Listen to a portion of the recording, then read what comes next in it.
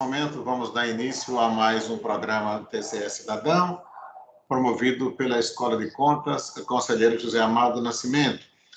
Antes, aliás, avisar que esse TCE Cidadão tem como público-alvo os alunos de Direito Administrativo da UNIT, do professor Henrique Cardoso. E terá também como palestrante o professor Jackson Souza, que é auditor do TCU. Eu queria só, antes de chamar o doutor Carlos Alberto, que é o nosso conselheiro diretor, avisar o seguinte, que os certificados aos alunos participantes serão disponíveis amanhã à tarde, pelo site do TCE, que é o www.tce.gov.br/Ecojam. E avisar também que a lista de presença estará disponível ao final da aula, e que os alunos deverão assinar, e só aqueles que assinarem que receberão o certificado, evidentemente. Queremos avisar também que nós teremos sorteio de 2 livros e 2 canetas. Então, 2 alunos serão sorteados para receber. O aluno receberá um livro e uma caneta comemorativa ao cinquentenário do Tribunal de Contas do Estado de Sergipe. Então, a gente agora vai passar a palavra ao doutor Carlos Alberto, apenas avisando que o doutor Carlos Alberto Sobral de Souza, atual diretor da Escola de Contas, é o fundador da Ecojam, a Escola de Contas conselheiro José Amado Nascimento, e é a 4ª vez que ele dirige essa Escola de Contas. E nessa atual administração do doutor Carlos Alberto, é a primeira vez que ele abre o TCE Cidadão. Deveria ter aberto no TCE Cidadão passado, mas ele foi convocado pelo presidente para uma reunião, e então ele está fazendo essa abertura hoje. Queremos avisar também e pedir a todos os alunos que, por favor, fechem os seus microfones e as suas câmeras durante a palestra do Dr. Jackson, né? E que, se alguma pergunta tiver que ser feita, ela deverá ser feita ao final da palestra, ou o aluno abre a câmera e abre o microfone, faz a pergunta, ou então encaminha ao site, né? Já que às vezes o aluno não quer falar, site não, para o chat. Caminha para o chat, que vai estar à disposição aí, e a doutora Carla, então, fará a pergunta. Agora sim, nós queremos passar a palavra para o nosso diretor, o conselheiro Carlos Alberto Sobral de Souza. Bom dia, conselheiro, seja bem-vindo. Bom dia, França, bom dia, Carla, bom dia, professor Jacques, bom dia também a todos os alunos de Direito Administrativo da UNIT, que tem como professor o doutor Henrique Cardoso. Quero dizer que esta é a faceta mais importante de um acordo de contas, na minha opinião. Além do controle das contas, que é sua função básica, é se comunicar com a cidadania, com os cidadãos, com as pessoas, trazer o cidadão para dentro do tribunal, e mais, além de trazê-lo, de transmitir conhecimentos, forma de funcionamento do tribunal, quais seus objetivos, e trazer temas importantes, como que hoje o professor Jackson vai expor aqui, que é Jackson Souza, quase meu parente, Jackson, eu também sou esposa, a prevenção à corrupção e a reforma administrativa. Tenho certeza que o professor Jackson, que eu vou deixar o currículo para o Carlos Françanei, que ele tem muito prazer, além de mais é um bom locutor, ele é auditor de controle externo do TCU. E hoje coordena o Fórum de Combate à Corrupção em Sergipe, FOCO-SE. Então, Jackson, por todos esses motivos, eu sei que você fará uma bela exposição, transmitirá conhecimentos, e quando transmitir esses conhecimentos, está dando a conhecer também como funciona um acordo de contas, porque, en passant, creio que você falará sobre o assunto. Então, bem-vindo a todos. A Carla, eu quero agradecer a você por ter me substituído semana passada, substituiu com mais categoria do que eu esperava, eu acredito, porque falou muito bem, eu vi depois digamos assim, a gravação, fiquei satisfeito com essa participação da sua parte. Só queria, para finalizar, dizer que o projeto TCE Cidadão foi quando eu era presidente da primeira vez do tribunal, do tribunal não, da Escola de Contas. Eu era diretor da Escola de Contas, e isso foi feito idealizado e executado pela escola, mas foi feito e idealizado pela doutora Patrícia Verônica, que é a servidora dessa casa. Foi ela que teve essa ideia, que eu considero muito boa, porque é uma forma de integrar a sociedade ao Tribunal de Contas, trazendo o cidadão para esse conhecimento. Obrigado a todos, boa palestra, doutor Jackson, boa participação, doutor Henrique Cardoso. Só quero dizer bom dia para todos. Obrigado. Obrigado, doutor Carlos. Eu só queria, com a licença do doutor Carlos e da nossa coordenadora Carla, voltar a avisar, porque nós temos alunos que estão entrando depois do aviso, doutora Carla, avisar a questão da assinatura, né? Assinar... França, me permita, Pois não, doutor. como tive uma omissão, a coordenação da Ecojan hoje é da doutora Carla e a supervisão é do doutor Marcel. 2 elementos basilares importantes para o funcionamento da mesma. Obrigado. Certamente, doutor, certamente.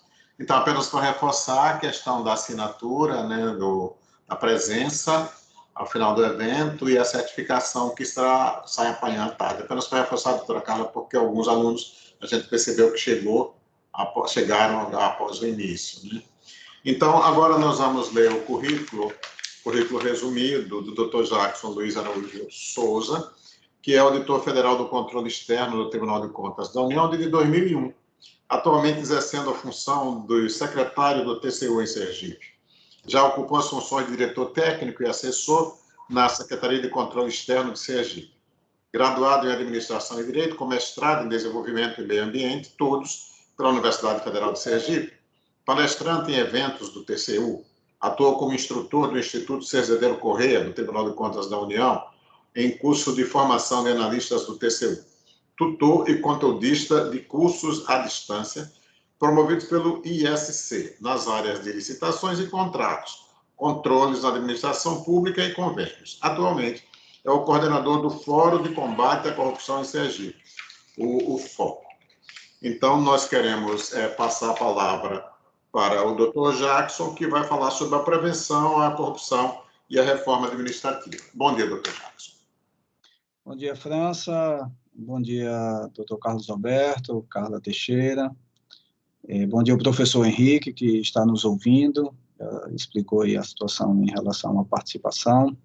É um prazer muito grande voltar, né, a um evento do TCE e pelas mãos da Ecojan, né, que é essa casa que tão bem nos recebe quando demandada, tanto pelo FOCO quanto pelo TCU, especialmente nessas últimas gestões, tendo o conselheiro Carlos Alberto à frente.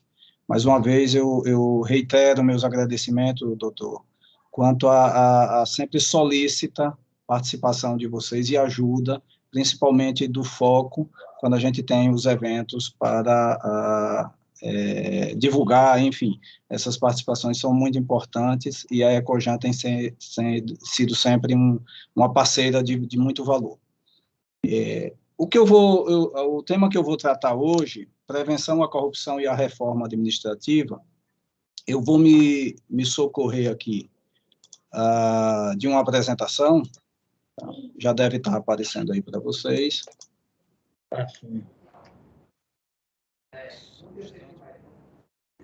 Ela, porque eu não vejo a mesma coisa que vocês. Tá sim, doutor Jackson, tudo certo. Certo. Já estou vendo. Pronto, é a prevenção à corrupção e a reforma administrativa. Basicamente, eu vou falar sobre o Programa Nacional de Prevenção à Corrupção, que foi um programa conduzido pelas redes de controle no Estado, e a sua interseção com a reforma administrativa. Na verdade, não é uma interseção. O que o Programa Nacional de Prevenção à Corrupção tem a ver com as consequências da reforma administrativa. Na verdade, em relação à reforma administrativa, eu vou trazer algumas reflexões. Na semana passada, nesse mesmo projeto TCE Cidadão, na turma da professora Patrícia Verônica, o professor Marcos Torres falou com muita propriedade e, depois da fala dele, eu não me sinto à vontade de aprofundar as discussões sobre reforma administrativa, até mesmo porque ele domina demais o assunto e não é a minha seara necessariamente. Eu vou trazer essas informações sobre o Programa Nacional de Prevenção à Corrupção. Se a gente tivesse num evento presencial, certamente, nesse momento, eu gostaria de uma interação com os alunos, para a gente ter uma ideia melhor da assistência, de quem está ouvindo. A gente tem aquela conversa inicial de apresentação, saber quem é quem, porque sempre é muito importante a gente conhecer as pessoas e não apenas o professor só falando. Então, eu vou experimentar, Carla, vocês vão me permitir trazer aqui uma tentativa de interação com os alunos. Vamos ver se vai funcionar, tá? Eu vou colocar aqui um Mente, tá? Deixa eu colocar aqui. Vocês devem estar vendo aí, vamos ver se funciona, tá? Eu gostaria que vocês acessassem os seus dispositivos, tanto pode ser pelo celular quanto pelo computador, e colocassem ali mente.com, apenas isso aqui que está aparecendo aqui, mente, com i no final.com. Tá? Vamos ver se funciona. Provavelmente não, vocês acessando isso aí, ele vai apresentar um campo para preencher um código e vocês vão colocar esse código aqui, 36534109. Se vocês puderem fazer isso, ajudaria bastante a gente ter essa interação inicial. Ó, já começou, o pessoal já tem um aqui que começou a acessar, então é um bom sinal de que funcionou. Vamos dar só um tempinho para ver. Algum aluno quer se manifestar? Pode falar, Claudiana. Doutora, é que eu não posso entrar porque eu estou no estágio aqui no fórum, eu só vou poder ouvir a palestra, viu? Não, tranquilo, isso não tem nenhum, a chamada não é por aí não, tá? A frequência vocês vão apresentar depois. Eu estou vendo a palestra, só não vou poder entrar na atividade. Ok. Porque eu estou fazendo o processo e ao mesmo tempo participando da palestra. Ok. São as agruras dos estudantes em tempo de home office. Né?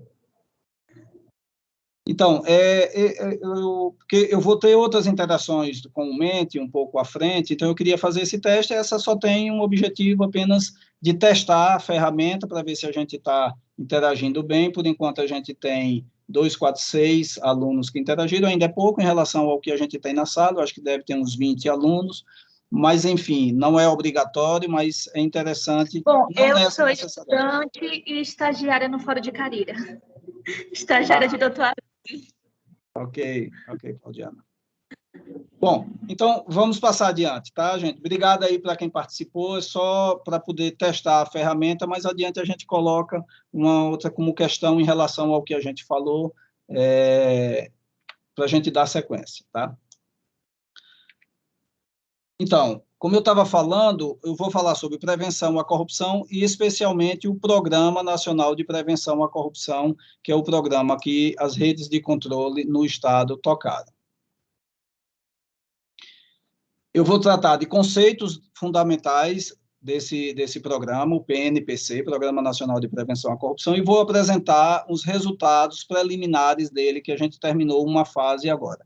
E, como eu comentei também, trazer algumas reflexões sobre a reforma administrativa, para que os alunos e a gente consiga pensar em algumas alternativas ou pensar de como está sendo desenvolvida a reforma. Então, inicialmente, a gente fala sobre o Programa Nacional de Prevenção à Corrupção. Esse é um programa que está sendo executado pelas redes de controle da gestão pública no Brasil inteiro. A rede de controle local, ela se chama FOCO, que é Fórum de Combate à Corrupção de Sergipe.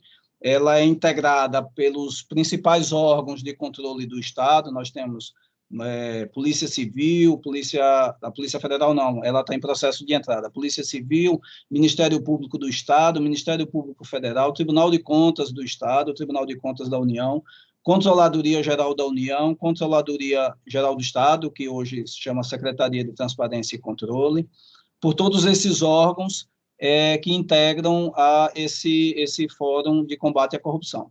ele é uma instituição, né, que congrega essas organizações e que tem como objetivo o compartilhamento de informação e a realização de trabalhos conjuntos, como esse do Programa Nacional de Prevenção à Corrupção. Ele conta com o apoio e o patrocínio desses órgãos, que constam aí embaixo, e ele teve uma amplitude nacional, né? Esse programa ele foi realizado, como eu falei, por todas as redes em todos os estados. A gente cadastrou mais de 16.500 organizações no Brasil inteiro, envolvendo todas as 3 esferas da União, do Brasil, né? A esfera federal, estadual, municipal, incluindo o legislativo, judiciário e executivo. Então, todas as organizações, entidades públicas da máquina administrativa do Brasil foram cadastradas. A gente vai ver que nem todas participaram. A gente fez um esforço grande de convocação, mas nem todas participaram, mas o número foi bem satisfatório. A gente conseguiu cerca de 9.000 organizações cadastradas, respondendo a um questionário de autoavaliação, que eu vou detalhar um pouco mais adiante, e os resultados a gente vai divulgar oficialmente agora em dezembro, quando do evento do Fórum em comemoração ao Dia Internacional de Combate à Corrupção. Falando em corrupção, a gente costuma trazer vários números, né, para ilustrar a situação da corrupção no Brasil. Isso são estimativas, tá? Não há, e nem há como, né, um número absoluto em relação a isso. Mas, por exemplo, a Fiesp ela estima em um prejuízo de 2,3% do PIB, né, o custo estimado da corrupção. É o dinheiro que poderia ser empregado em áreas carentes que a gente tem. O que não falta é a área carente no Brasil, historicamente, não é de agora, a saúde, a educação, segurança, enfim, recursos importantes da nossa sociedade, do pagamento dos nossos impostos, que são drenados pela corrupção. A corrupção não é um privilégio uma prerrogativa ou privilégio do serviço público, né? A Transparência Internacional ela estima que 2 entre 5 executivos pagam propina para prestar serviço e negociar com o serviço público. E aí eu já chamo a atenção para um primeiro aspecto, né? E quando se fala em corrupção, normalmente você vincula principalmente os detratores do serviço público ao serviço público, a uma má gestão do serviço público. Mas não há o ato de corrupção, e a gente observa pelo que acontece, sem a participação do setor privado. É o setor privado querendo obter vantagens indevidas, corrompendo servidores públicos. Isso não quer dizer que servidores públicos corruptos sejam os coitadinhos que se viram na situação de se deixar ser corrompido. Pelo contrário, há a união de maus servidores públicos com maus agentes privados. Mas eu quero destacar que isso não é, como comumente se associa, uma prerrogativa do serviço público ou do agente público, até mesmo porque, normalmente, o que se vê é o agente público em conluio com o agente privado, independente de quem tenha sido o provocador daquele ato de corrupção. A estimativa da ONU, eu trago aí de 200 bilhões ao ano, isso no Brasil, com perdas no esquema de corrupção, e ainda em relação à Transparência Internacional, que ela tem um índice anual de percepção de corrupção, veja que é percepção, né, porque não é um dado objetivo. O Brasil ocupa a posição 94 entre 180 países. Isso 2020. Em relação a 2019, houve uma melhora de posição. Ela estava em 106, 106º, e passou para 94. Mas houve uma piora no índice, que passou de 35 para 38. Quanto maior o índice, maior a percepção de corrupção. O fato de ter caído algumas posições não significa que a gente melhorou. Pelo contrário, a gente piorou em relação ao índice, de forma comparativa com outras organizações, a gente piorou, né? Ou melhorou, aliás, melhorou na posição, mas piorou no índice. E aí eu trago essa figura que eu gosto muito de usar quando eu falo sobre corrupção, fraude e corrupção, que é o triângulo da fraude, que teoriza-se sobre como nasce a corrupção, como nasce a fraude, o que é que leva o ato da fraude. Eu vou trazer esse triângulo lá um pouco mais à frente, quando a gente estiver falando sobre a reforma administrativa, mas eu fiz questão de trazer ele inicialmente para associar a um dos lados do triângulo, porque aqui a gente tem pressão, racionalização e oportunidade. A pressão é aquela motivação que o agente público tem para cometer o ato de corrupção. A racionalização é uma desculpa mental ali que ele tem para fazer aquele ato. E a oportunidade, ela está vinculada à própria organização em que ele atua. São as fragilidades daquela organização. São as oportunidades que a organização dá, propicia aos agentes públicos e privados em razão da sua maior suscetibilidade à fraude e à corrupção, em razão de não ter mecanismos maduros de prevenção à corrupção ou de combate à corrupção dentro das suas fronteiras, digamos assim.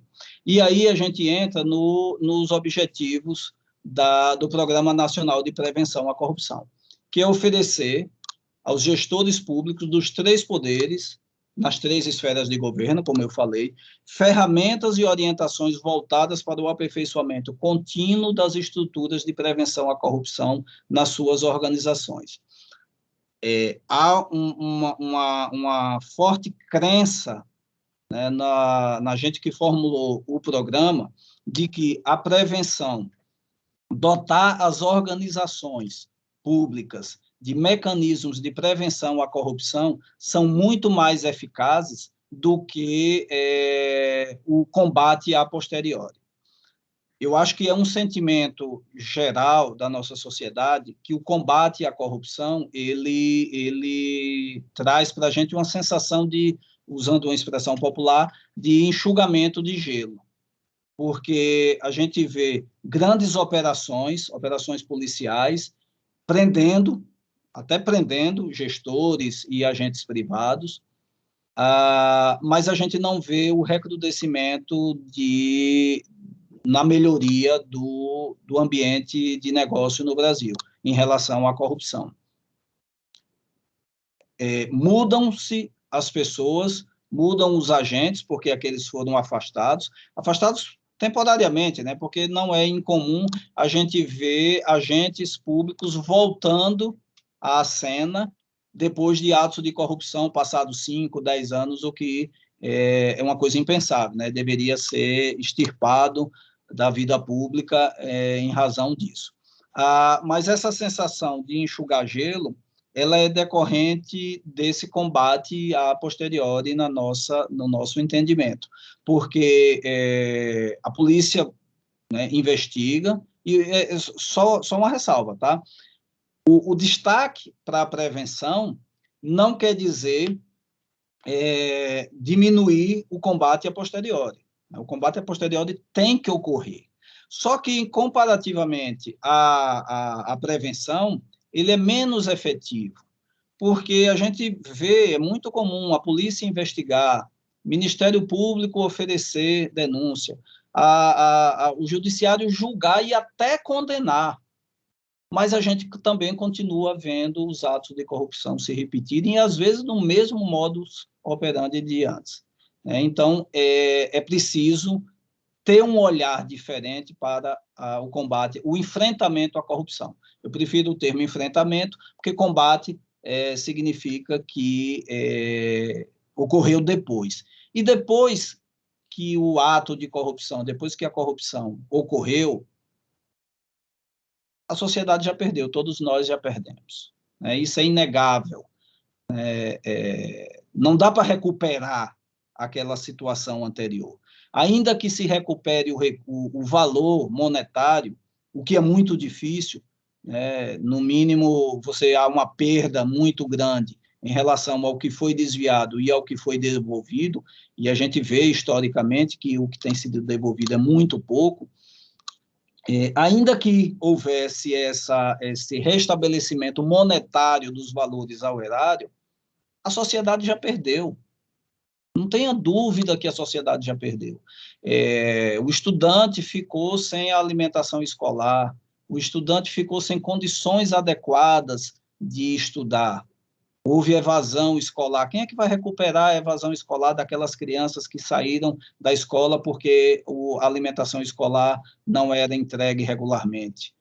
A saúde das pessoas, a pessoa adoeceu, a pessoa morreu, porque os recursos que eram para adquirir insumos para o tratamento não foram disponibilizados a tempo ou foram desviados por conta da corrupção. Então, por melhor que seja o combate a posteriori, a sociedade perdeu quando a polícia foi atrás, o Ministério Público denunciou e a Justiça condenou.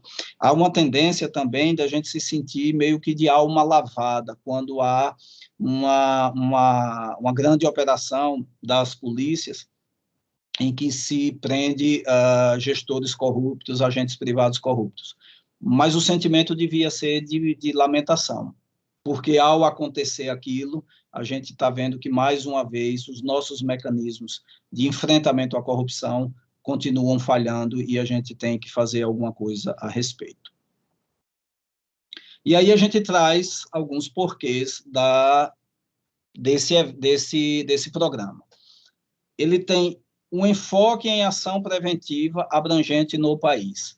Mais uma vez, eu destaco a importância da prevenção. E aí eu gosto de fazer sempre uma associação com o que a gente lida no dia a dia, né? A nossa saúde.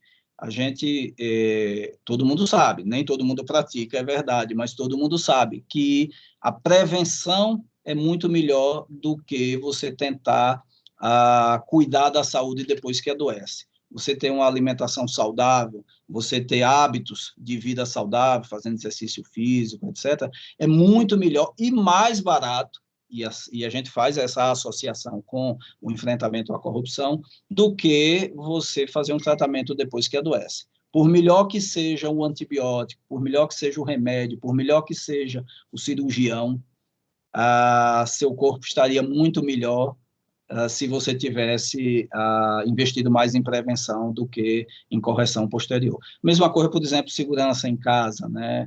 Se você tem uma prevenção eficaz, você afasta, inclusive, a possibilidade de tentativas de agressão ao seu patrimônio. E eu vou fazer um comentário um pouco mais adiante em relação a isso, quando faz a associação com o Programa Nacional de Prevenção à Corrupção. Ele também pretende estabelecer um marco zero para medir a evolução desses controles. A gente vai ver adiante que são 6 mecanismos de enfrentamento à corrupção que a gente pretende estabelecer nas organizações. E esse primeiro evento que a gente está fazendo esse ano, essa primeira ação que a gente está fazendo esse ano, que é através do mapeamento da suscetibilidade das organizações, ela vai definir um marco zero. Mais adiante, quando tiver outras medições, a gente vai estabelecer essa evolução e mostrar para a sociedade que as organizações estão imbuídas na melhoria desses mecanismos. Gestores como agentes de mudança na implementação de boas práticas. O programa, ele pretende ser um programa, ele é um programa de autosserviço. Quando eu vou explicar adiante, o questionário, a plataforma que a gente entrega para os gestores, ela é autoalimentada, não somos nós que gerimos a plataforma, e sim os próprios gestores que, ao responder e ao alimentar as informações da plataforma, ele vai poder acompanhar a evolução da sua organização nesses mecanismos, na maturidade desses mecanismos. E a integração entre gestores e controles internos e externos, aproveitando esse conhecimento que a gente tem do trabalho em rede, a gente levar essa experiência de integração de trabalho entre gestores de controle interno e externo, afastando um pouco aquela ideia de que os controles, sejam interno ou externo, ele dificulta a gestão da coisa pública, pelo contrário. Como eu falei, ela é baseada numa plataforma de autosserviço, né, para diagnóstico e definição do plano de ação. Existe uma plataforma, o E-Prevenção, todos os gestores públicos receberam acesso a essa plataforma, nem todos aderiram, como eu falei. Aqui no estado, a gente mapeou 277 organizações e 186 aderiram. A gente acredita que, com o sucesso do trabalho que a gente vai fazer no próximo ano, com as medidas que a gente vai adotar nesse primeiro diagnóstico, a gente consiga atingir 100% das organizações públicas no estado. No Brasil, como eu falei, foram mapeadas cerca de 16 mil organizações e cerca de 9 mil, quase 10 mil organizações aderiram.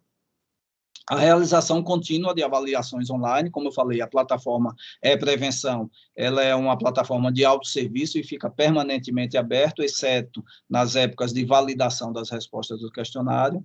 Orientação, os treinamentos e modelos para a implementação dos controles necessários são as ações que a gente vai adotar no próximo ano, a partir dos resultados dessa primeira rodada de avaliação, e a parceria entre os órgãos na prevenção à corrupção. Essa parceria, ela se dá tanto no conhecimento a partir da coleta dessas informações, que a gente vai ter experiências positivas servindo de benchmarking para outras organizações que estejam com menos desenvolvimento nesses mecanismos, ou tenha estrutura de pessoal ou estrutura tecnológica menos sofisticada e que possa ser ajudado pelas experiências positivas de outras organizações.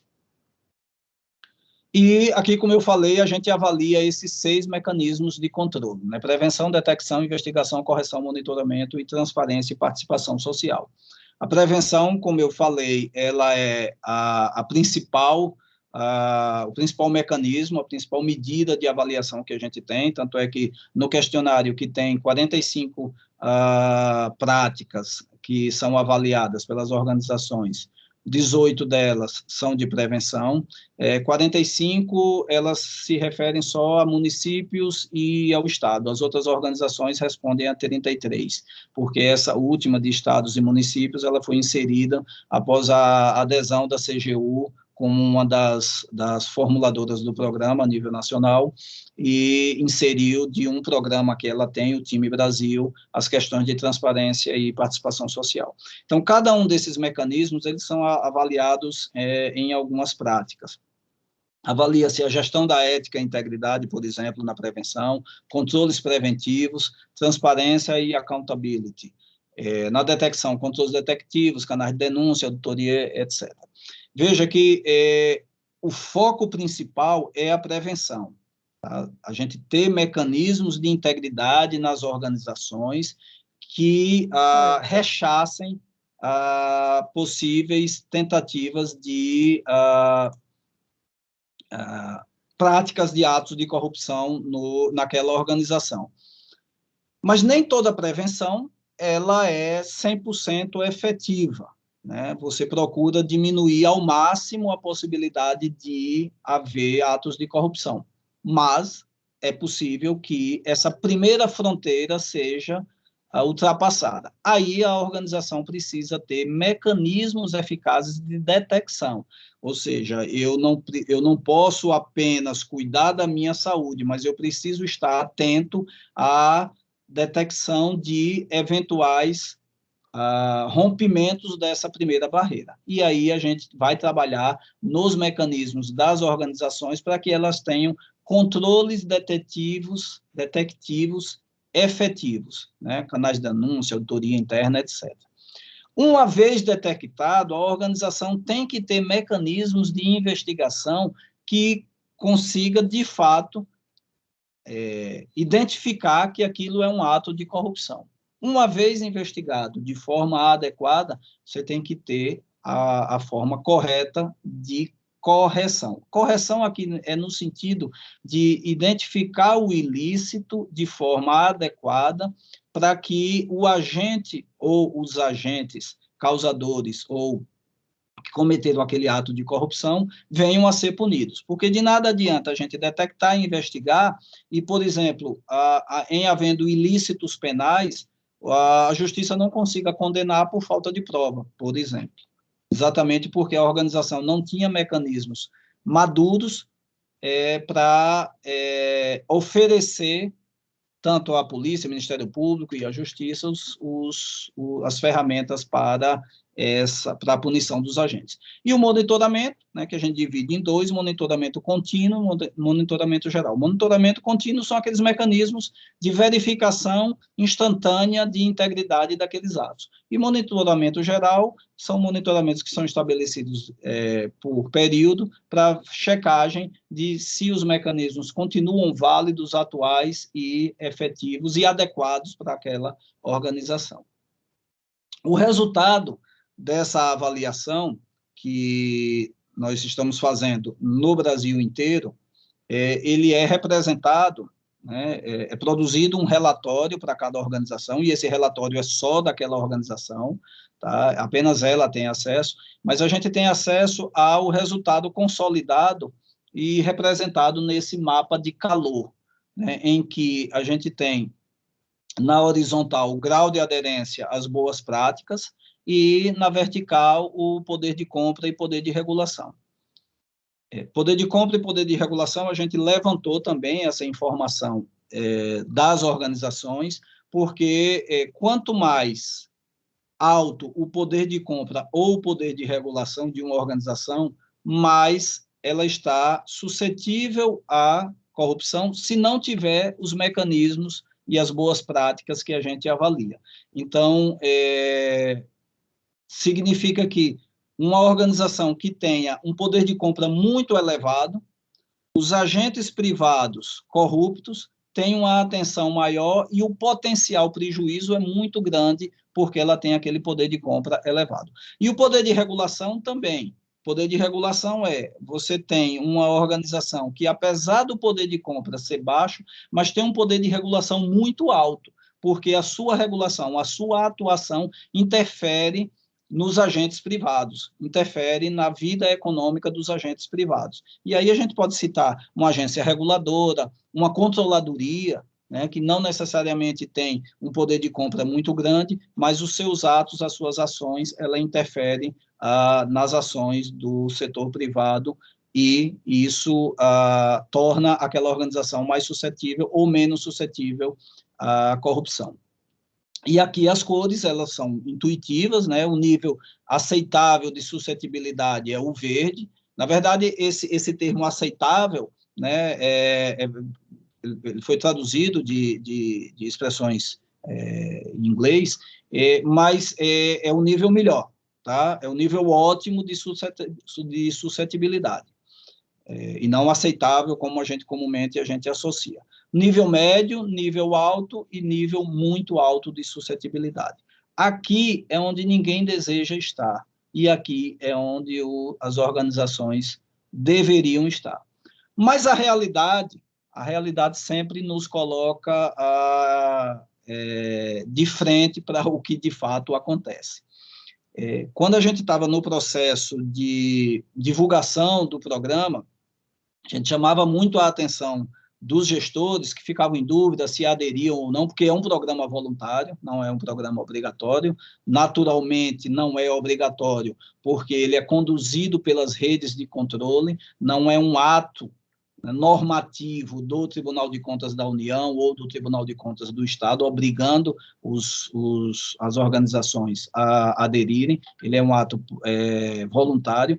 Então, nesse processo de convencimento da importância de participar, é que os gestores tinham receio. Eu não sei se, porque me pegou agora, estou começando, gestor municipal principalmente, estou começando deixa eu só botar aqui, estou começando a minha gestão agora, e sabe, vai ficar um pouco ruim para mim se eu mostrar as minhas fragilidades. E aí a gente, né, alertava para o seguinte: olha, a esmagadora maioria das organizações deve ficar nesse vermelho.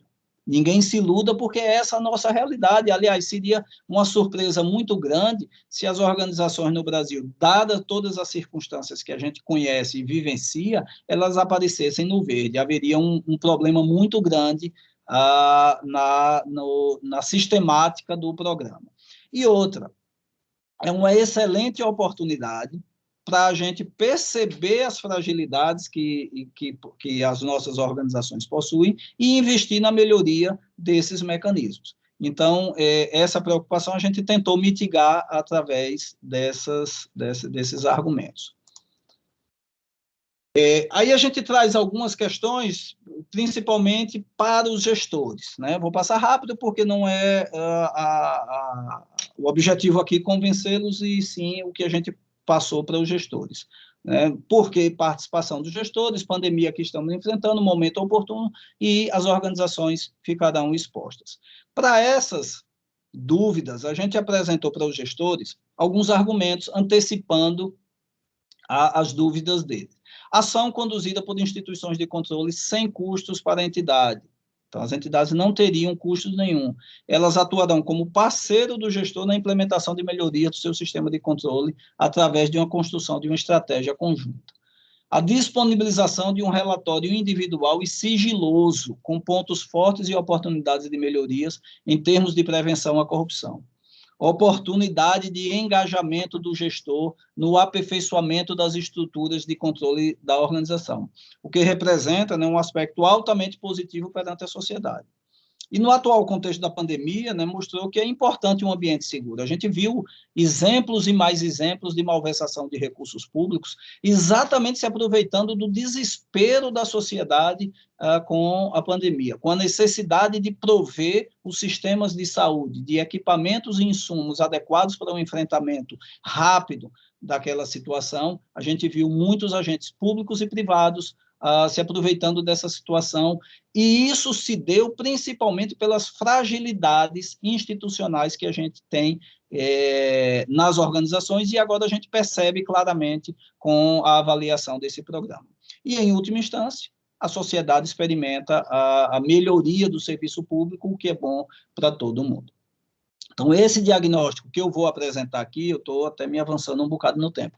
Esse diagnóstico que eu vou apresentar aqui, ele é só o início, eu vou até correr um pouco, tá, gente?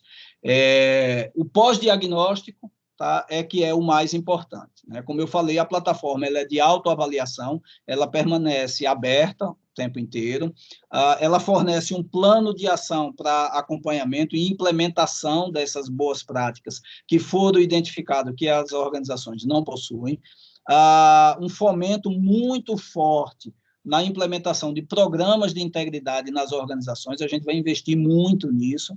As medições são bianuais para avaliação da evolução, como eu falei, a gente fez essa primeira medição agora, a avaliação agora de 2021, em 2023 a gente vai fazer outra avaliação e medir, a partir daquele marco zero que eu comentei, a evolução das organizações, que a gente espera que tenha um resultado muito positivo.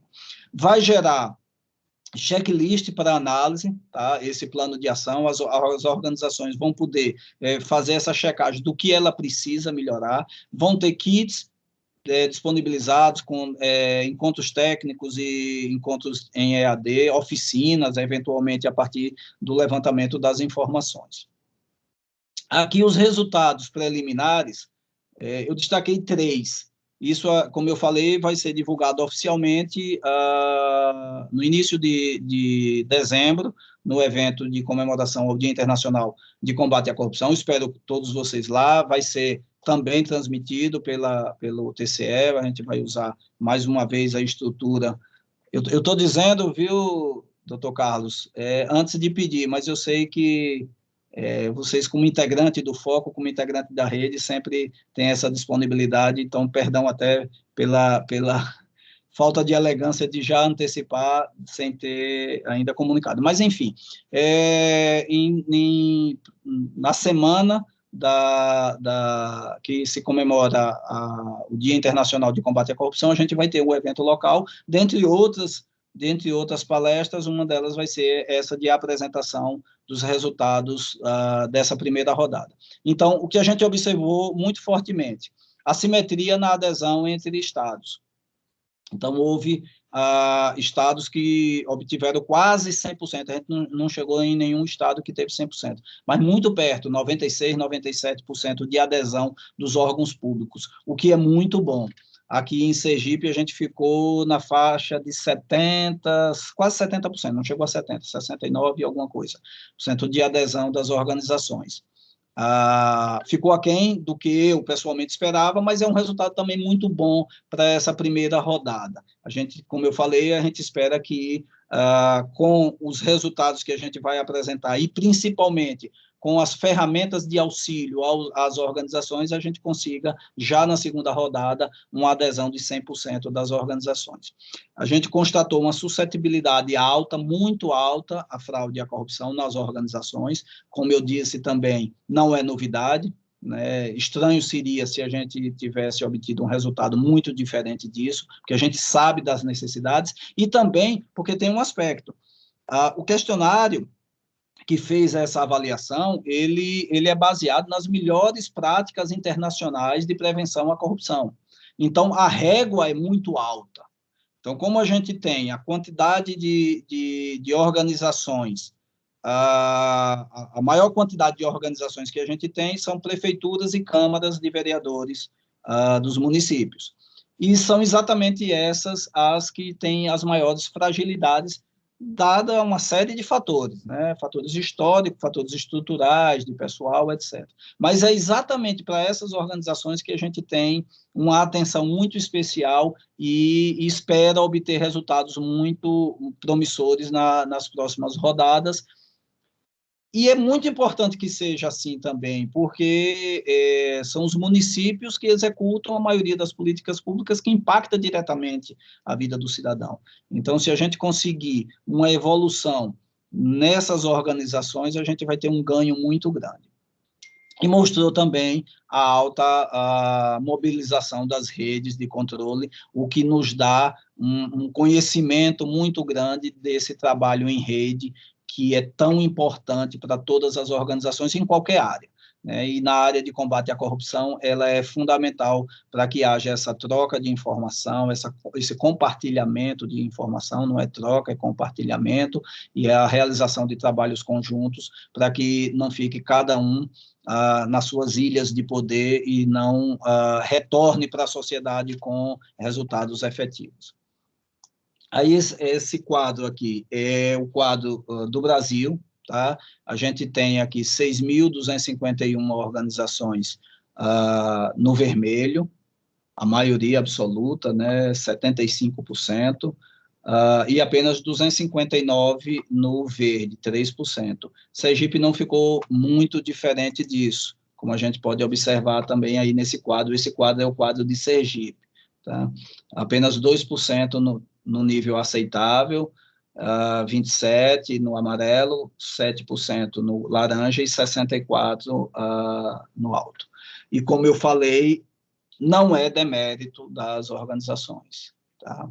As organizações têm que tomar isso como uma referência para investir fortemente no programa e melhorar esses níveis para números aceitáveis. Aqui são gráficos, tá? Não é o caso, que a gente está bem adiantado também na hora de detalhar cada um deles, mas mostra aqui pelo nível da organização federal, estadual e municipal. A gente vê que as organizações federais, ela tem a suscetibilidade alta num número razoável, 18%, muito diferente das municipais, que é 88%, isso aqui é do Brasil, tá? E 37% as organizações estaduais. E, como eu falei, são exatamente essas organizações municipais que mais precisam, e a gente vai ter uma atenção especial. Aqui, nas organizações federais, a gente tem tanto, né, o reflexo de serem organizações mais estruturadas do ponto de vista de pessoal e de estrutura física, tecnológica, etc., quanto de um investimento muito grande que a CGU vem fazendo já há algum tempo na implantação de programas de integridade nessas organizações. Então, isso tem se refletido nesses números. Aqui são os números de Sergipe, tá? São semelhantes, variam um pouco em relação ao Brasil. Aqui, mais uns gráficos em que mostra que o Brasil, só no Poder Executivo aqui, e aqui em Sergipe no Poder Executivo. Aqui a gente tem uma similaridade alta, né, porque no outro a gente mistura o legislativo e o judiciário. E aqui um dos resultados que começa a fazer um link com a reforma administrativa e o que eu vou abordar na reforma administrativa, que é a experiência de dirigentes nessa avaliação que a gente fez. Numa das avaliações, a gente pergunta o grau de instrução do dirigente, experiência, etc. Então, aqui, mais à esquerda, é o gráfico do Brasil, e aqui, à direita, o de Sergipe. A gente observa que eles são números parecidos, né? A gente tem uma quantidade razoável, né, de gestores com curso superior, aí está representado apenas quem não tem curso superior, e aí uma ressalva, né? O fato de um gestor, um responsável por uma área sensível de uma prefeitura ou de uma organização pública, ter um nível superior, ter um curso superior, ele não é garantia de eficiência, qualidade, nem integridade. Mas não ter é muito pior, né? É quase a certeza de que há uma má escolha, salvo as exceções, naturalmente, né? O número grande ali de sem experiência anterior na área de gestão também é preocupante, e a gente vai também tratar disso nas etapas seguintes. Aqui mais gráficos, né, mostrando como o vermelho predomina. Nesses, aqui é separado por mecanismos, tá? Aqueles mecanismos que eu falei: prevenção, detecção, investigação, correção e monitoramento. Isso aqui é número do Brasil. Aqui, só considerando as instituições estaduais no Brasil, você vê que há uma melhora grande quando comparado com todas as instituições. E aí o resumo dos resultados que a gente pretende trazer é isso: consolidação desses resultados, levantamento das necessidades e programação de atividades. A programação de atividades que a gente vai fazer no próximo ano, ela vai ser centrada nesse resultado que a gente levantou de necessidades em relação aos mecanismos. Então, por exemplo, a gente vai ter eventos de capacitação para tratar sobre controles internos. Na consolidação dos dados, a gente observa que um segmento específico, mais uma vez me referindo a municípios do interior, tiveram um resultado muito negativo no setor de controles internos. Aí a gente vai oferecer, né, mais uma vez é voluntário, oferecer as ferramentas de implementação ou de reforço das estruturas de controles internos das prefeituras. E aquelas que aderirem vão poder implementar essas medidas, vão poder levar a cabo a implementação dessas medidas. Assim como esses outros itens, código e comissão de ética. Quem não tem, a gente vai ter modelos ou referências de códigos e comissões de ética, como eles atuam, qual a relevância dele na estrutura de pessoal daquela organização, qual a vinculação da alta administração com os compromissos colocados no código ou tratados na comissão de ética, enfim. Todas essas situações. E aí, deixa eu ver como estamos aqui de presença. Eu acho que a gente poderia tentar rapidamente. Deixa eu só cancelar aqui. A gente poderia tentar rapidamente, eu acho que voltou a minha tela, né? A gente está com uns 20 e poucos alunos. Eu acho que dava para a gente fazer mais uma experiênciazinha de interação sobre o PNPC. Rapidamente, deixa eu colocar aqui. Quem puder entrar, deixa eu ver... Já deve estar aparecendo aí, entrar no mente, com i no final, .com, e usar esse código para responder 2 perguntinhas. Se a gente puder fazer isso, seria interessante para a gente interagir um pouco. Eu vou colocar aqui no chat também, se ficar mais fácil para os alunos, eu vou colocar as informações aqui no chat. Código e o site. 6454-5027. Quem estiver ouvindo, tiver acesso ao celular, que possa usar aí no mente.com. Uma pessoa já entrou. Vou puxar isso aqui para cá.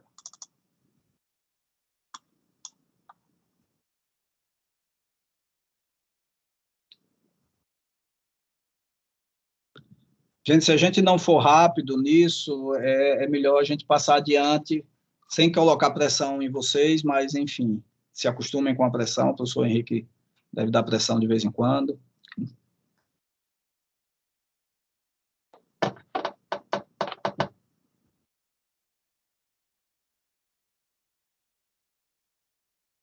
Bom, só 2 eu vou interromper. Não é demérito também, tá? Fiquem à vontade, não é obrigatório, mas só para a gente ter um pouco de interação e eu beber um pouco d'água.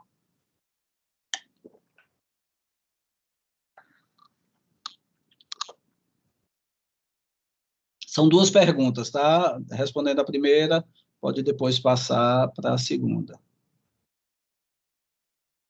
Agora engrenou 8.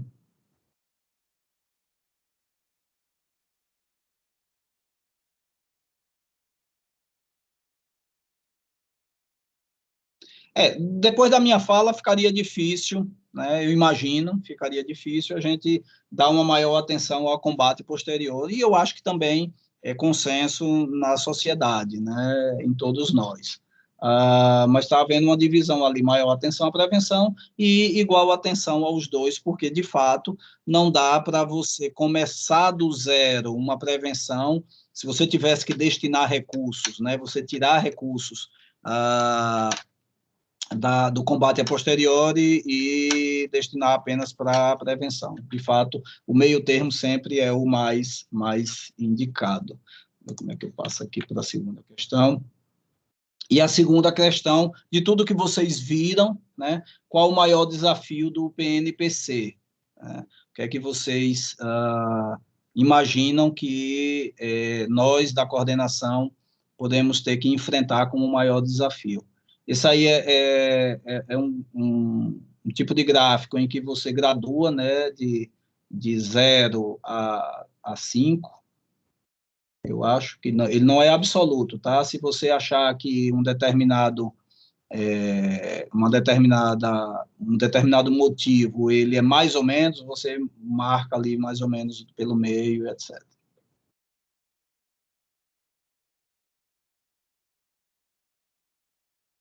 Então, o vencer o receio do gestor, né? Esse tem sido realmente um grande desafio, principalmente porque o foco é integrado por órgãos de controle. E há, né, ainda, justificado ou não, tá, um temor de expor à organização suas fragilidades, mas, nesse caso, a gente tentou passar a mensagem de que isso não é uma ação de controle, isso não é uma fiscalização. Os dados não serão usados para fiscalização nem ação de controle. Os dados são da organização e para a organização. E aí, na segunda rodada, a gente acredita que vai ter tanto pelo resultado que a gente espera obter das organizações, quanto pela própria confirmação de que não é uma ação de fiscalização, não é uma ação de controle. Bom, eu acho que já dá para a gente passar adiante. Obrigado aí para quem participou. Pois bem, aí a gente entra na reforma administrativa. Como eu falei, né, não tenho a pretensão de tratar, ensinar ou tratar pontos polêmicos da reforma administrativa. Apenas trazer, né, um panorama geral em relação à reforma administrativa e colocar em vocês algumas reflexões para que a gente até aprofunde o conhecimento sobre a reforma, porque, até como o professor Marcos comentou na semana passada, e me parece que de fato isso, boa parte dos alunos, talvez a maioria dos alunos de direito, eles pretendem seguir uma carreira pública. Então, há um impacto muito grande, de fato, na vida da gente e até na vida profissional futura de vocês. Então, os servidores públicos no Brasil, né, a relação com a força de trabalho, servidor público e força de trabalho em geral, ele representa 12,5%. Enquanto a média da OCDE é 17,88%. E olha que a OCDE é uma régua alta, né? Alta no sentido de serem os países de economia mais desenvolvida, de mecanismos de governança e gestão bem desenvolvidos, etc. Então, a gente está, inclusive, abaixo da média da OCDE. Já o valor pago com salário e previdência, ele representa 15% do PIB. Eu não achei um número assim comparativo em relação ao OCDE, mas ele está acima de países como Chile e México. E aí a gente tem, e aí sempre tem uma coisa interligada com a outra, né? A gente vai ter esse número cada vez maior em função principalmente da Previdência, que com as mudanças ocorridas com a reforma da Previdência, cada vez menos aporte a gente vai ter e vai ter mais saídas, né, por conta da mudança do perfil do servidor público. Enquanto a minha geração de servidor público, por exemplo, ela contribui integralmente, as novas gerações de servidores públicos vão contribuir com um valor menor. E a Previdência vai, naturalmente, também aumentar esse déficit, não por uma ineficiência do modelo, mas por uma opção de mudança de forma de financiamento desse modelo. Alguns pontos de reforma, né, com exclusão de benefícios, aí eu fiz questão, para não polemizar, de colocar, entre aspas, os benefícios que estão sendo propostos como para sair, né, do rol de situações dos servidores, férias superiores a 30 dias, adicionais por tempo de serviço, aumento da remuneração, boa parte disso aí, né, e aí a gente fica sem entender qual o objetivo, boa parte disso aí já não tem, né, porque, por exemplo, licença-prêmio, no âmbito federal já não existe mais, existe quem já adquiriu e ainda não usufruiu, mas desde muito tempo, desde a reforma lá de trás, acho que anterior, não, na reforma de 98, se não me engano, que já não tinha, já passou a não ter licença-prêmio. Me parece que no Estado já não tem mais licença-prêmio, só tem aqueles que já obtiveram o direito. Aposentadoria compulsória como punição só em algumas categorias, só em alguns atores aí de servidores públicos. Enfim, são questões que a gente deve, né, pensar. E fim de estabilidade, né, privilégio e proteção de quem? E aí eu tenho uma opinião muito formada em relação a isso, né? A estabilidade, ela é uma via de mão dupla, ela dá não privilégio, né, mas é uma prerrogativa do servidor público, como há também uma proteção da própria sociedade, que esse servidor público ele tenha a estabilidade para ele não ser sujeito a pressões políticas para as suas ações, né? Para que ele não temeroso de que possa sofrer retaliação, e retaliação grave, demissão, ele execute adequadamente o seu serviço.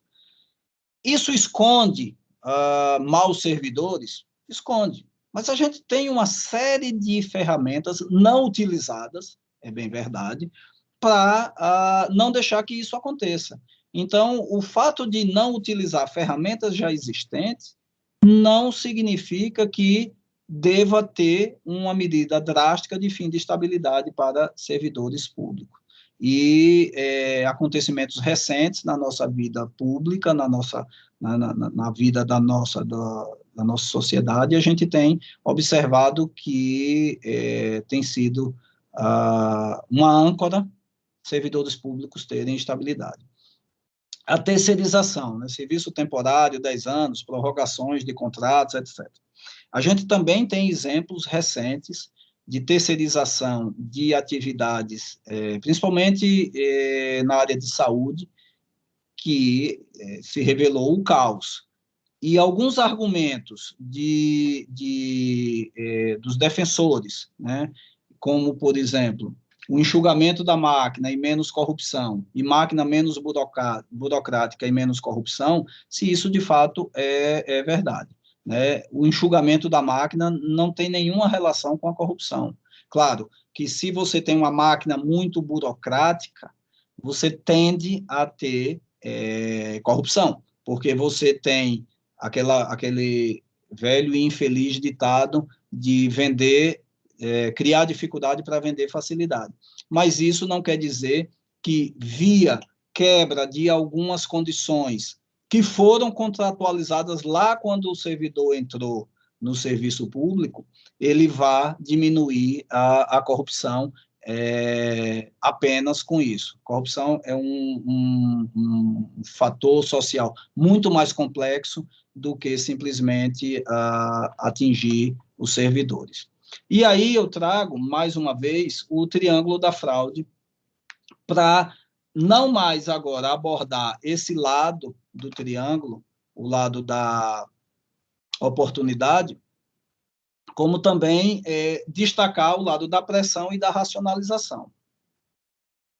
Por quê? A pressão, deixa eu passar para o próximo, é aquele impulso inicial que o gestor, né, tem ou precisa para poder cometer o ato corrupto. É uma necessidade financeira, é uma vontade de ter mais poder, né, de impor a sua vontade perante os outros. Essa pressão faz com que ele ceda às investidas dadas pela oportunidade, que são fragilidades institucionais. Mas a pressão e a racionalização, elas estão ligadas ao íntimo do agente público, né? A racionalização é aquela justificação moral que o agente público dá, ou o agente corrupto, de uma maneira geral, para si mesmo, para a prática daquele ato. Não, isso não é corrupção. Isso é, e aí me perdoe a personificação, mas isso é sobra de campanha. Então, eu não estou corrompendo ninguém ao usar esse dinheiro. Não, isso aqui não é corrupção, isso aqui é para financiar minha campanha para o próximo mandato. Ou, não, isso aqui não é corrupção, um simples cartucho de tinta ou uma resma de papel que meu filho precisa hoje à noite para fazer um trabalho de casa e o almoxarifado está tão cheio, o que é que tem? Todo mundo faz. Então, essa racionalização é essa justificação moral. Então, essa pressão e essa racionalização, elas tendem a ser muito maior, mas exponencialmente maior, se o agente público não tiver as garantias que a gente tem atualmente. Um agente público contratado temporariamente, sempre com a possibilidade de ser demitido a qualquer momento, independente de uma situação que a justifique, ele vai estar muito mais propenso a sofrer essa pressão e, internamente, fazer essa justificação moral para que ele cometa aquele ato. E, para terminar, né, eu trago essa expressão que vão me permitir lê-la toda, que a prevenção à corrupção exige um corpo técnico capacitado e estável. O estável aí não necessariamente, mas não excludente, refere-se à estabilidade, tá? Um corpo técnico estável, que você consiga ter uma memória técnica naquela organização. Então, técnico capacitado e estável, de modo a criar, fomentar e retroalimentar uma cultura de integridade, que estabeleça barreiras eficazes contra a investida de agentes corruptos ao erário.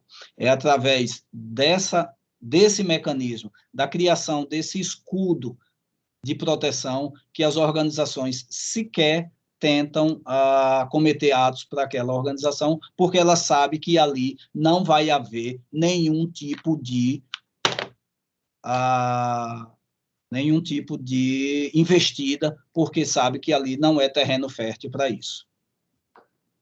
É isso, gente. Deixa eu cancelar aqui a minha.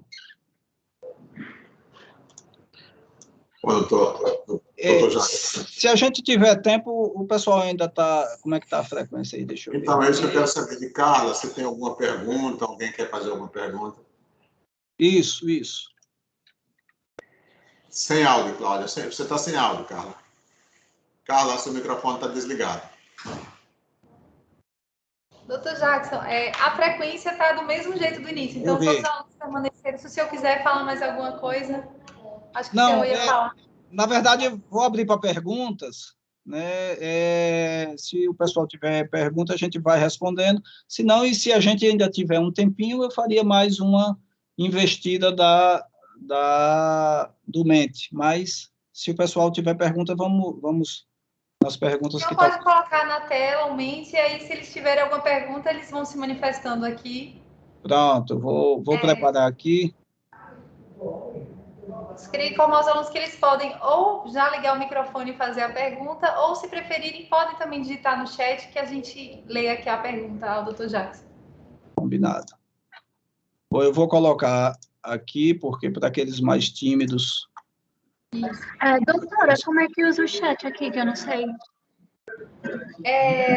Ao lado tem, assim, dois bonequinhos, tem um desenhozinho de um diálogo. É aqui o chat.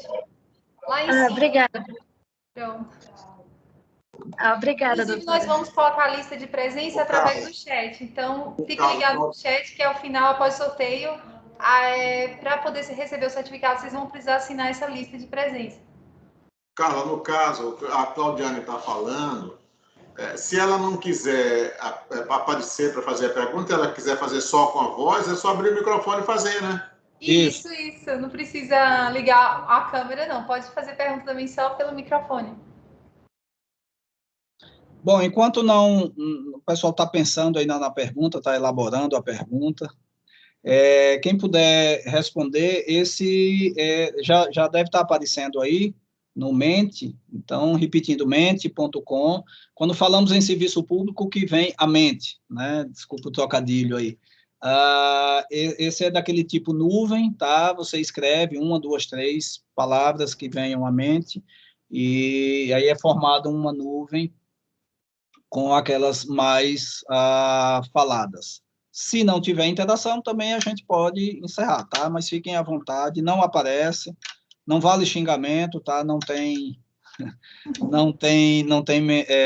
mediador para poder excluir, mas quem puder contribuir seria ótimo, até para a gente testar a ferramenta, porque a câmera fechada deixa quem está falando meio isolado, né? A gente fica diferente da sala de aula, que a gente fica olhando para as expressões corporais e tal. Então, a gente está passando, né? Graças a Deus, a situação está melhorando, mas a tecnologia veio para ficar, né? E a gente cada vez mais vai usar ferramentas de comunicação à distância, e esses aplicativos de interação são interessantes exatamente para quebrar também um pouco, né, às vezes, né, a monotonia de a pessoa só falando, né, quando é uma aula muito extensa, um evento muito extenso. Sim, Carlos. Doutor Jackson, as pessoas não estão querendo fazer pergunta, mas estão participando, tem gente dando risada. Eu vi no chat. Não estão se manifestando. Doutora, eu tentei aqui entrar, mas não está aparecendo, não. Eu cliquei nos dois Você, bonequinhos. Claudiana, Não é nos dois bonequinhos, é no Claudiana, vizinho faça a aos pergunta bonequinhos. assim mesmo, só com o áudio. Mas na hora da lista, como é que vai fazer? Porque não está aparecendo aqui, não. Você não está vendo nada. Você tem contato com algum colega, porque aí você pode pedir para alguém lhe enviar o link, caso você não consiga. Tá, obrigada, doutora. Não, porque ela estava clicando, Claudiana, acho que você estava clicando nos bonequinhos. É ao lado dos bonequinhos que tem um símbolo de conversa. Isso. Onde tem esse tracinho maiorzinho ou menorzinho, né, doutor? Isso. Opa, tem Olha uma uma aqui, resposta. burocracia. Tá aparecendo, não. Você pode pedir, então, a algum colega para lhe enviar o link, tá certo, Claudiana? E a gente conversa qualquer coisa, se der algum problema. Que eu sei que você teve aqui presente. Obrigada. Mas, Claudiana, é você que está digitando? É atendimento à população, burocracia, é você que está digitando? Não, não sou eu, não, doutor. Fui eu que coloquei burocracia. Otávio colocou burocracia. Mais alguém quer comentar? França e Carla, fiquem à vontade, tá? De conduzir aí, porque a gente já está quase perto do meio-dia, então, para não avançar demais. Eu vou até propor a Carla o seguinte, né? Carla, tem a questão do sorteio. Você já quer fazer os sorteios? Sim, sim. Como, pelo que estamos observando, não vamos ter nenhum questionamento dos alunos. Já estamos em cima da hora, né? Vou realizar aqui o sorteio. Queria parabenizar de logo o Dr. Jacques pela excelente explanação, também pela didática, né, de usar essa plataforma, muito interessante, dos alunos interagirem ao mesmo tempo. Eu vou compartilhar, Dr. Jacques, só vou precisar compartilhar aqui a tela. Vou encerrar aqui, só um instante. Nós vamos sortear para 2 alunos um livro, que é Escola de Contas e Controle Social na Formação Profissional, que é de autoria da servidora da casa, a professora Patrícia Verônica, e também uma caneta, né, comemorativa dos 50 anos do tribunal. Então, cada aluno vai ganhar esses dois brindes, e eu vou compartilhar aqui uma tela para sortear. Carla, Claudina, eu estou vendo aqui que ela conseguiu, ela colocou aqui. Que bom, Claudina, que você conseguiu acessar. Carla, enquanto você está compartilhando aí para fazer o sorteio, eu já vou reforçando as pessoas que entraram, que agora, após a palestra, fazer a inscrição para ter a certificação que será fornecida a partir de amanhã à tarde, né? Para não esquecer, porque muitas pessoas entraram depois que começou o evento. Então, fazer a inscrição no chat.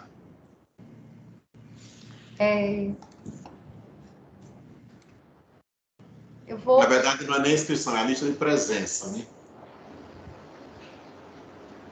Isso, França, mas quem ainda não fez a inscrição foi aberta hoje. Vou pedir licença aqui para fazer essa intervenção. As inscrições, elas estão abertas ainda pelo site da Ecojam. Vocês estão vendo o sorteador? Desculpa, que eu não... Já, Carla, está aparecendo aqui o sorteador. De 1 a 100. Carla, querido Carlos França, querido Jackson, posso só? Alô? Henrique está chamando, Carla. Fala, doutor Henrique. Oi, Carla. Tudo bem? Oi, professor. Só para passar aqui, agradecer a Carla, parabenizar a Carla, tá? Que está aí à frente da nossa Ecojam. Eu já sou cliente, né? da Ecojam. Fui professor já em alguns módulos, alguns cursos aí também, né? Agradecer a Jackson, parceiro nosso ainda lá de trás do foco, né? Quando a gente ainda trabalhou lá na criação, deve ter uns 5 anos disso, né? Foi lá que nós até nos conhecemos. Nosso querido Carlos França aí sempre, né? Abrilhantando, né? Tudo que tem com a assinatura do Tribunal de Contas, né? E deixar também registrar o agradecimento ao nosso querido Carlos Alberto, aí, nosso querido conselheiro, né, que está aí à frente da escola também. Tá bom? Eu queria registrar esses agradecimentos e parabenizar os alunos, né, por terem tido esse privilégio, né, de ter essa palestra com a clareza aí que nosso querido Jackson nos passou aí. Tá? Muito obrigado a todos e só para dizer que eu vou agora também me silenciar enquanto vocês procedem aos sorteios. Muito obrigado. Um abraço, Henrique. Obrigada, professor Henrique. A gente que agradece, é sempre uma honra, né, ter o professor Henrique aqui. Como ele falou, né, parabenizou os alunos pela oportunidade. Eu, na época de faculdade, eu acho esse projeto muito valioso. Eu não tive essa oportunidade de participar de um projeto assim, mas tive o grande prazer de ser aluna também do professor Henrique na faculdade e guardo muitas boas lembranças e ensinamentos. E gostaria de agradecer doutor Henrique, que é um excelente profissional em todas as áreas, seja na área acadêmica, seja no seu ministério de membro do Ministério Público, e dizer que é sempre uma honra ter o professor Henrique aqui. E obrigada por trazer a sua turma também, professor. Eu que agradeço, Carla. Receba meu carinho, viu? Receba meu carinho. Muito obrigada. Obrigada. Agora, então, eu vou fazer o sorteio. Minha tela está compartilhada. Vocês estão vendo o sorteador, né? Tá, cara. Sim, tá vendo.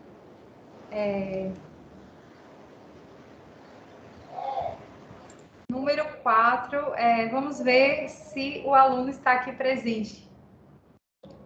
Claudiana Alves de Oliveira. Claudiana está aqui, sim. Aqui na nossa... Então, a Claudiana foi a sortuda. Parabéns, Vai Claudiana. participando. Que sorte mesmo, eu nunca fiz sorteio nada. Olha só. Claudiana, a quarta inscrita. E agora vou fazer mais um sorteio. Parabéns, Claudiana. Depois eu vou combinar com o professor Henrique como é que vai ser feita a entrega para vocês, alunos. Muito obrigada, doutora. Agora o próximo sorteio. Vamos lá, voltar a página. 33. Sortear. Nossa, o último, 32. É a última letra, né? Walter Rezende da Rocha Neto. Walter se encontra presente? Nós geralmente gostamos de prestigiar quem está aqui no momento do sorteio. Se Walter não tiver, nós vamos sortear novamente. Walter, não está, né?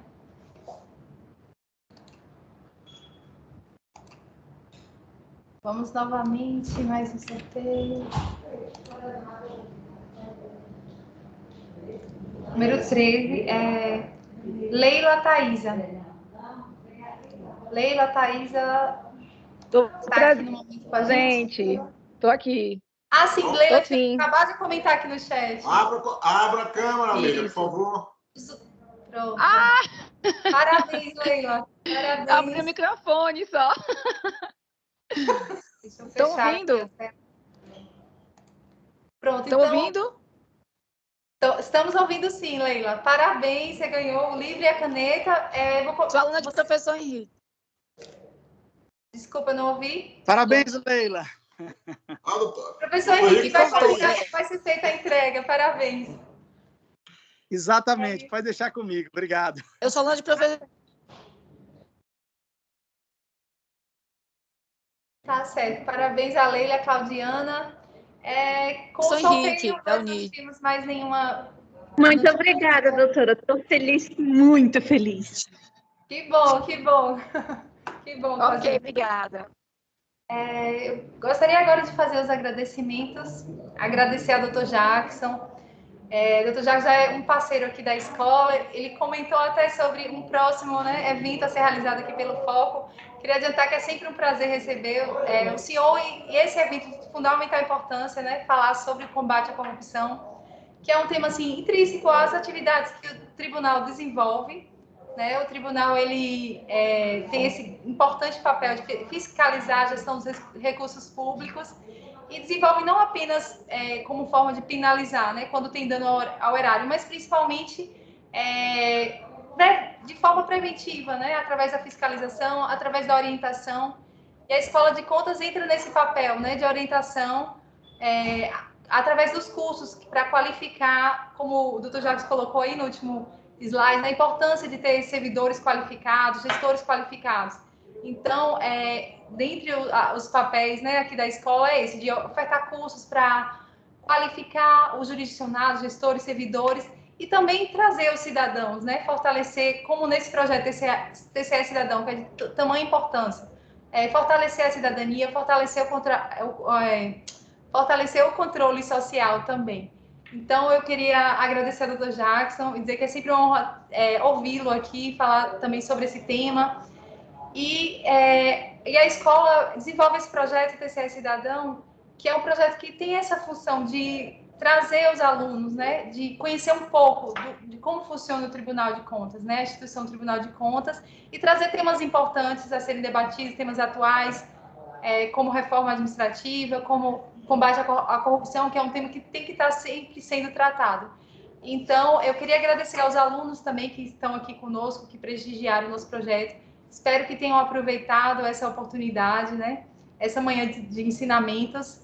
E agradecer novamente ao professor Henrique, já agradecer aqui, mas agradecer novamente por ele estar aqui conosco e trazer seus alunos.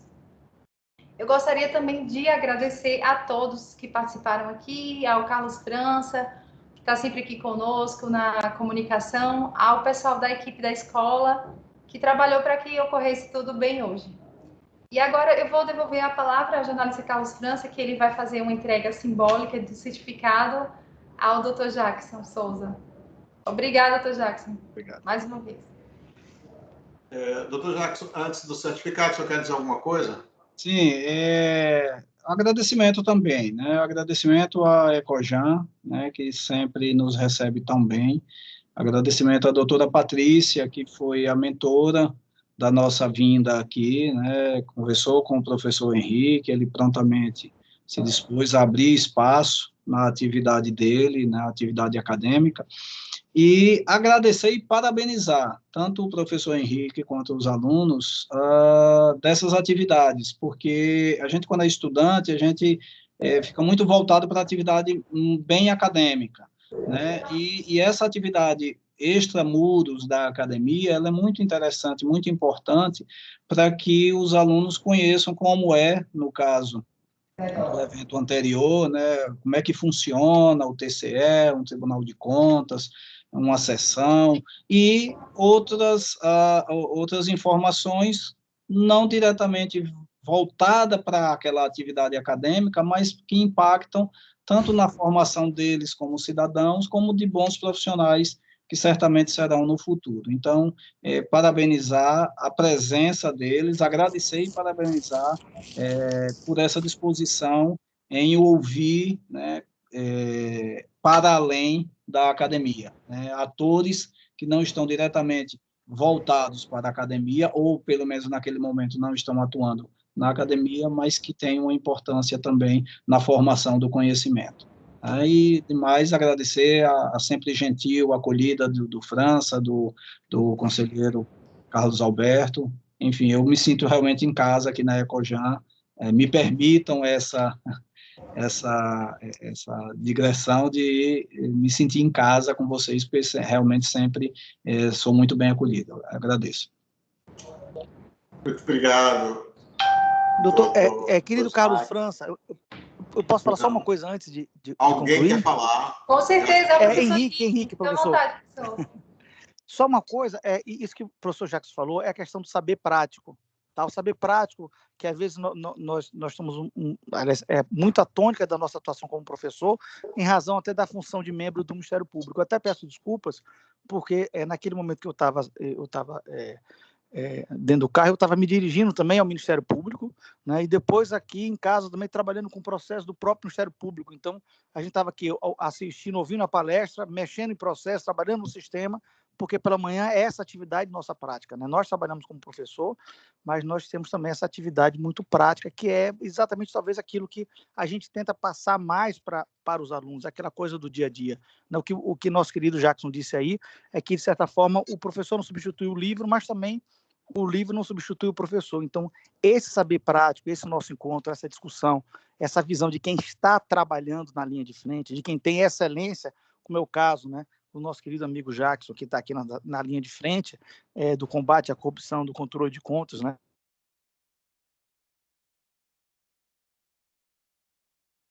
Acho que caiu. Prazer para poder somar esse encontro aqui.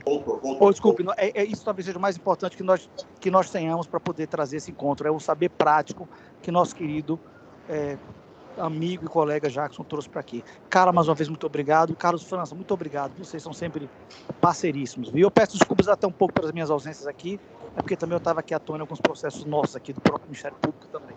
Viu? Obrigado e desculpa. Que bom.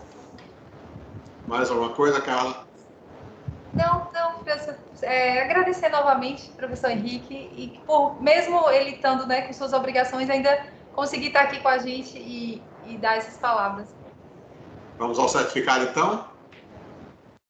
Então, nós pedimos que coloque no ar o certificado do doutor Jacques. Eu vou fechar o compartilhamento só um momento. Não entendi, Carla. Não, o Marcel pediu para fechar o compartilhamento, ele vai colocar aqui o certificado. Tá.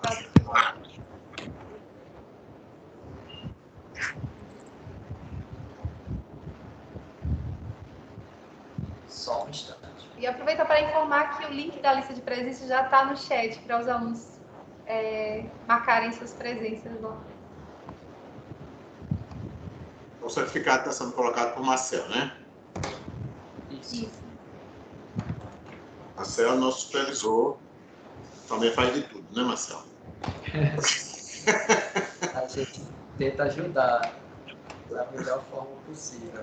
Vocês conseguem enxergar o certificado? Não, o certificado ainda não. Só um instante. Marcelo, MT, está no ar.